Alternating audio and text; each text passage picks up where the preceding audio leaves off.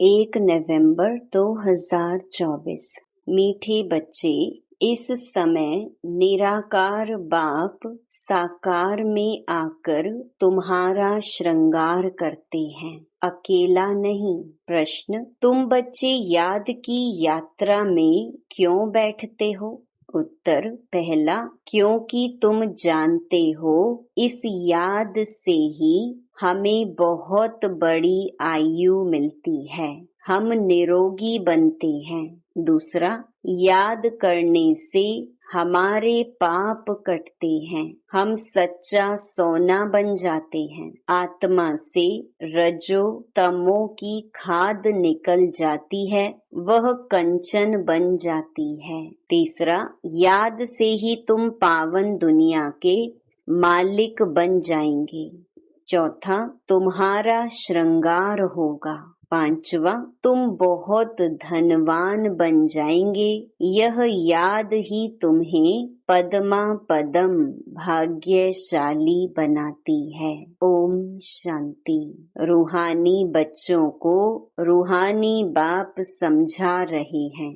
यहाँ बैठ तुम क्या करते हो? ऐसे नहीं, सिर्फ शांति में बैठे हो, अर्थ सहित ज्ञान में अवस्था में बैठे हो। तुम बच्चों को ज्ञान है, बाप को हम क्यों याद करते हैं? बाप हमको बहुत बड़ी आयु देते हैं। बाप को याद करने से हमारे पाप कट जाएंगे, हम सच्चा सोना सतो प्रधान बन जाएंगे। तुम्हारा कितना श्रृंगार होता है, तुम्हारी आयु बड़ी हो जाएगी, आत्मा कंचन हो जाएगी। अब आत्मा में खाद पड़ी हुई है, याद की यात्रा से वह सब खाद जो रजो तमो की पड़ी है वह सब निकल जाएगी। इतना तुमको फायदा होता है, फिर आयु बड़ी हो जाएगी, तुम स्वर्ग के निवासी बन जाएंगे और बहुत धनवान बनेंगे। तुम पद्मा पदम भाग्यशाली बन जाएंगे। इसलिए बाप कहते हैं, मन मना भव मामेकम याद करो। कोई देहधारी के लिए नहीं कहते, बाप को तो शरीर है नहीं। तुम्हारी आत्मा भी निराकार थी, फिर पुनर्जन्म में आते आते पारस बुद्धि से पत्थर बुद्धि बन गई है, अब फिर कंचन बनना है। अभी तुम पवित्र बन रहे हो, पानी के स्नान तो जन्म जन्मांतर किए, समझा हम इससे पावन बनेंगे, परंतु पावन बनने बदले और ही पतित बन नुकसान में पड़े हो, क्योंकि यह है ही झूठी माया।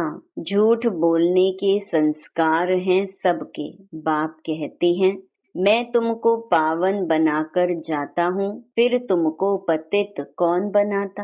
अभी तुम फील करते हो ना, कितना गंगा स्नान करते आए, परंतु पावन तो बने नहीं। पावन बनकर तो पावन दुनिया में जाना पड़े। शांति धाम और सुख धाम है पावन धाम। यह तो है ही रावण की दुनिया, इसको दुख धाम कहा जाता है। यह तो सहज समझने की बात है ना, इसमें कोई मुश्किलात ही नहीं, ना किसको सुनाने में मुश्किलात है। जब कोई मिले तो सिर्फ यह बोलो, अपने को आत्मा समझ बेहद के बाप को याद करो। आत्माओं का बाप है परम पिता परमात्मा शिव। हर एक के शरीर का तो अलग अलग बाप होता है, आत्माओं का तो एक ही बाप है। कितना अच्छी रीति समझाते हैं और हिंदी में ही समझाते हैं। हिंदी भाषा ही मुख्य है। तुम पद्मा पदम भाग्यशाली इन देवी देवताओं को कहेंगे ना, यह कितने भाग्यशाली हैं। यह किसको भी पता नहीं है कि यह स्वर्ग के मालिक कैसे बने। अभी तुमको बाप सुना रहे हैं, इस सहज योग द्वारा इस पुरुषोत्तम संगम पर ही यह बनते हैं। अभी है पुरानी दुनिया और नई दुनिया का संगम, फिर तुम नई दुनिया के मालिक बन जाएंगे। अब बाप सिर्फ कहते हैं 2 अक्षर अर्थ सहित याद करो। गीता में है मन मना भव। अक्षर तो पढ़ते हैं परंतु अर्थ बिल्कुल नहीं जानते। बाप कहते हैं मुझे याद करो क्योंकि मैं ही पतित पावन हूँ और कोई ऐसे कह ना सके। बाप ही कहते हैं मुझे याद करने से तुम पावन बन पावन दुनिया में चले जाएंगे। पहले पहले तुम सतो प्रधान थे, फिर पुनर्जन्म लेते लेते तमो प्रधान बने हो। अब 84 जन्म बाद फिर तुम नई दुनिया में देवता बनते हो। रचयिता और रचना दोनों को तुम जान गए हो तो अभी तुम आस्तिक बन गए हो। आगे जन्म जन्मांतर तुम नास्तिक थे। यह बात जो बाप सुनाते हैं और कोई जानते ही नहीं। कहाँ भी जाओ कोई भी तुमको यह बातें नहीं सुनाएंगे। अभी दोनों ही बाप तुम्हारा श्रृंगार कर रहे हैं। पहले तो बाप अकेला था, शरीर बिगर था, ऊपर बैठ तुम्हारा श्रृंगार कर ना सके। कहते हैं ना 12 माना 1 और 2 मिलकर 12 होते हैं। बाकी प्रेरणा व शक्ति आदि की बात नहीं, ऊपर से प्रेरणा द्वारा मिल ना सके। निराकार जब साकार शरीर का आधार लेते हैं तब तुम्हारा श्रृंगार करते हैं। समझते भी हैं बाबा हमको सुखधाम में ले जाते हैं। ड्रामा के प्लान अनुसार बाबा बंधायमान हैं, उनको ड्यूटी मिली हुई है। हर 5000 वर्ष बाद आते हैं तुम बच्चों के लिए। इस योग बल से तुम कितने कंचन बनते हो। आत्मा और काया दोनों कंचन बनती है, फिर चीची बनते हो। अभी तुम साक्षात्कार करते हो। इस पुरुषार्थ से हम ऐसा श्रृंगारा हुआ बनेंगे। वहाँ क्रिमिनल आई होती नहीं तो भी अंग सबके ढके हुए होते हैं। यहाँ तो देखो छी बातें रावण राज्य में सीखते हैं। इन लक्ष्मी नारायण को देखो, ड्रेस आदि कितनी अच्छी है। यहाँ सब हैं देह अभिमानी। उन्हों को देह अभिमानी नहीं कहेंगे, उन्हों की नेचुरल ब्यूटी है। बाप तुमको ऐसा नेचुरल ब्यूटीफुल बनाते हैं। आजकल तो सच्चा जेवर कोई पहन भी नहीं सकता है, कोई पहने तो उनको ही लूट जाए। वहाँ तो ऐसी कोई बात नहीं। ऐसा बाप तुमको मिला है, इन बिगड़ तो तुम बन ना सको। बहुत कहते हैं हम तो डायरेक्ट शिव बाबा से लेते हैं, परंतु वह देंगे ही कैसे। भल कोशिश करके देखो, डायरेक्ट मांगो, देखो मिलता है। ऐसे बहुत कहते हैं हम तो शिव बाबा से वर्षा लेंगे। ब्रह्मा से पूछने की भी क्या दरकार है। शिव बाबा प्रेरणा से कुछ दे देंगे। अच्छे अच्छे पुराने बच्चे, उनको भी माया ऐसे चक पहन लेती है, माना काट लेती है। एक को मानते हैं परंतु एक क्या करेंगे। बाप कहते हैं मैं एक कैसे आऊं, मुख बिगर बात कैसे कर सकूं। मुख का तो गायन है ना। गौमुख से अमृत लेने के लिए कितना धक्का खाते हैं। फिर श्रीनाथ द्वारे पर जाकर दर्शन करते हैं, परंतु उनका दर्शन करने से क्या होगा। उसको कहा जाता है बुत पूजा। उनमें आत्मा तो है नहीं, बाकी 5 तत्वों का पुतला बना हुआ है, तो गोया माया को याद करना हो गया। 5 तत्व प्रकृति है ना, उनको याद करने से क्या होगा। प्रकृति का आधार तो सबको है, परंतु वहाँ है सतो प्रधान प्रकृति, यहाँ है तमो प्रधान प्रकृति। बाप को सतो प्रधान प्रकृति का आधार कभी नहीं लेना पड़ता। यहाँ तो सतो प्रधान प्रकृति मिल न सके। यह जो भी साधु संत हैं, बाप कहते हैं इन सब का उद्धार मुझे करना पड़ता है। मैं निवृत्ति मार्ग में आता ही नहीं हूँ, यह है ही प्रवृत्ति मार्ग। सबको कहता हूँ पवित्र बनो, वहाँ तो नाम रूप आदि सब बदल जाता है। तो बाप समझाते हैं देखो यह नाटक कैसा बना हुआ है, एक के फीचर्स न मिले दूसरे से। इतने करोड़ों हैं, सबके फीचर्स अलग। कितना भी कोई कुछ करे तो भी एक के फीचर्स दूसरे से मिल न सके। इसको कहा जाता है कुदरत वंडर। स्वर्ग को वंडर कहा जाता है ना, कितना शोभनिक है। माया के 7 वंडर, बाप का एक वंडर। वह 7 वंडर्स तराजू के एक तरफ रखो, यह एक वंडर दूसरे तरफ में रखो तो भी यह भारी हो जाएगा। एक तरफ ज्ञान, एक तरफ भक्ति को रखो तो ज्ञान का तरफ बहुत भारी हो जाएगा। अभी तुम समझते हो भक्ति सिखलाने वाले तो ढेर हैं, ज्ञान देने वाला एक ही बाप है। तो बाप बैठ बच्चों को पढ़ाते हैं, श्रृंगार करते हैं।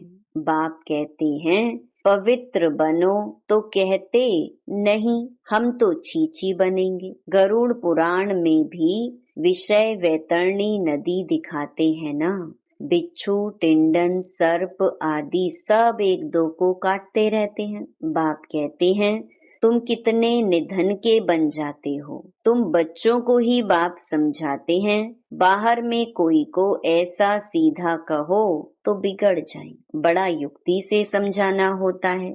कई बच्चों में बातचीत करने का भी अक्ल नहीं रहता। छोटे बच्चे एकदम इनोसेंट होते हैं, इसलिए उनको महात्मा कहा जाता है। कहाँ श्री कृष्ण महात्मा, कहाँ यह सन्यासी निवृत्ति मार्ग वाले महात्मा कहलाते हैं। वह है प्रवृत्ति मार्ग, वह कभी भ्रष्टाचार से पैदा नहीं होते। उनको कहते ही हैं श्रेष्ठाचारी। अभी तुम श्रेष्ठाचारी बन रहे हो। बच्चे जानते हैं यहाँ बाप दादा दोनों इकट्ठे हैं, यह जरूर श्रृंगार अच्छा ही करेंगे। सबकी दिल होगी ना। जिन्होंने इन बच्चों को ऐसा श्रृंगार कराया है तो हम क्यों ना उनके पास जाएं। इसीलिए तुम यहाँ आते हो रिफ्रेश होने। दिल कशिश करती है बाप के पास आने। जिनको पूरा निश्चय होता है वह तो कहेंगे चाहे मारो चाहे कुछ भी करो, हम कभी साथ नहीं छोड़ेंगे। कोई तो बिगर कारण भी छोड़ देते हैं। यह भी ड्रामा का खेल बना हुआ है। फारकती व डिवोर्स दे देते हैं। बाप जानते हैं यह रावण के वंश के हैं। कल्प कल्प ऐसा होता है। कोई फिर आ जाते हैं। बाबा समझाते हैं हाथ छोड़ने से पद कम हो जाता है। सम्मुख आते हैं, प्रतिज्ञा करते हैं हम ऐसे बाप को कभी नहीं छोड़ेंगे।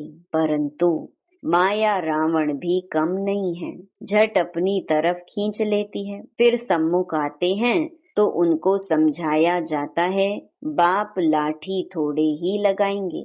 बाप तो फिर भी प्यार से ही समझाएंगे, तुमको माया ग्राह खा जाता, अच्छा हुआ जो बचकर आ गए। घायल होंगे तो पद कम हो जाएगा। जो सदैव एकरस ही रहेंगे वह कभी हटेंगे नहीं, कभी हाथ नहीं छोड़ेंगे। यहाँ से बाप को छोड़ मरकर माया रावण के बनते हैं तो उनको माया और ही जोर से खाएगी। बाप कहते हैं तुमको कितना श्रृंगार करते हैं। समझाया जाता है अच्छे होकर चलो, किसको दुख नहीं दो। ब्लड से भी लिख कर देते हैं, फिर वैसे के वैसे बन जाते हैं। माया बड़ी जबरदस्त है, कान नाक से पकड़कर बहुत तड़पाती है। अब तुमको ज्ञान का तीसरा नेत्र देते हैं तो क्रिमिनल दृष्टि कभी नहीं जानी चाहिए। विश्व का मालिक बनना है तो कुछ मेहनत भी करनी पड़े ना। अब तुम्हारी आत्मा और शरीर दोनों तमो प्रधान है, खाद पड़ गई है। इस खाद को भस्म करने के लिए बाप कहते हैं मुझे याद करो। तुम बाप को याद नहीं कर सकते हो, लज्जा नहीं आती है? याद नहीं करेंगे तो माया के भूत तुमको हप कर लेंगे। तुम कितना छीछी बन गए हो। रावण राज्य में एक भी ऐसा नहीं जो विकार से पैदा ना हुआ हो। वहां इस विकार का नाम नहीं, रावण ही नहीं। रावण राज्य होता ही है द्वापर में। पावन बनाने वाला एक ही बाप है। बाप कहते हैं बच्चे, यह एक जन्म ही पवित्र बनना है, फिर तो विकार की बात ही नहीं होती। वह है ही निर्विकारी दुनिया। तुम जानते हो यह पवित्र देवी देवता थे, फिर 84 जन्म लेते लेते नीचे आए हैं। अब हैं पतित, तब पुकारते हैं शिव बाबा हमको इस पतित दुनिया से छुड़ाओ। अभी जब बाप आए हैं तब तुमको समझ पड़ी है कि यह पतित काम है। आगे नहीं समझते थे क्योंकि तुम रावण राज्य में थे। अब बाप कहते हैं सुख धाम चलना है तो छीछी बनना छोड़ो। आधा कल्प तुम छीछी बने हो, सिर पर पापों का बहुत बोझा है और तुमने गाली भी बहुत दी है। बाप को गाली देने से बहुत पाप चढ़ जाते हैं। यह भी ड्रामा में पार्ट है। तुम्हारी आत्मा को भी 84 का पार्ट मिला हुआ है, वह बजाना ही है। हर एक को अपना पार्ट बजाना है। फिर तुम रोते क्यों हो? सतयुग में कोई रोता नहीं। फिर ज्ञान की दशा पूरी होती है तो वही रोना पीटना शुरू हो जाता है। मोह जीत की कथा भी तुमने सुनी है। यह तो एक झूठा दृष्टांत बनाया है। सतयुग में कोई की अकाले मृत्यु होती नहीं। मोहजीत बनाने वाला तो एक ही बाप है। परमपिता परमात्मा के तुम वारिस बनते हो, जो तुमको विश्व का मालिक बनाते हैं। अपने से पूछो, हम आत्माएं उनके वारिस हैं। बाकी जिस्मानी पढ़ाई में क्या रखा है? आजकल तो पतित मनुष्यों की शक्ल भी नहीं देखनी चाहिए, न बच्चों को दिखानी चाहिए। बुद्धि में हमेशा समझो हम संगम युग पर हैं। एक बाप को ही याद करते हैं और सबको देखते हुए नहीं देखते हैं। हम नई दुनिया को ही देखते हैं। हम देवता बनते हैं, उस नए संबंधों को ही देखते हैं। पुराने संबंध को देखते हुए नहीं देखते हैं। यह सब भस्म होने वाला है। हम अकेले आए थे, फिर अकेले ही जाते हैं। बाप एक ही बार आते हैं साथ ले जाने। इनको शिव बाबा की बारात कहा जाता है। शिव बाबा के बच्चे सब हैं। बाप विश्व की बादशाही देते हैं, मनुष्य से देवता बनाते हैं। आगे विष उगलते थे, अब अमृत उगलते हैं। अच्छा, मीठे मीठे सिक्के लधे बच्चों प्रति माता पिता बाप दादा का याद प्यार और गुड मॉर्निंग। रूहानी बाप की रूहानी बच्चों को नमस्ते। धारणा के लिए मुख्य सार। पहला, स्वयं को संगम युग निवासी समझकर चलना है। पुराने संबंधों को देखते हुए भी नहीं देखना है। बुद्धि में रहे हम अकेले आए थे, अकेले जाना है। दूसरा, आत्मा और शरीर दोनों को कंचन पवित्र बनाने के लिए ज्ञान के तीसरे नेत्र से देखने का अभ्यास करना है। क्रिमिनल दृष्टि खत्म करनी है। ज्ञान और योग से अपना श्रृंगार करना है। वरदान, मन मनाभव हो। अलौकिक विधि से मनोरंजन मनाने वाले बाप समान भव। संगम युग पर यादगार मनाना अर्थात बाप समान बनना, यह संगम युग के सुहेज हैं। खूब मनाओ, लेकिन बाप से मिलन मनाते हुए मनाओ।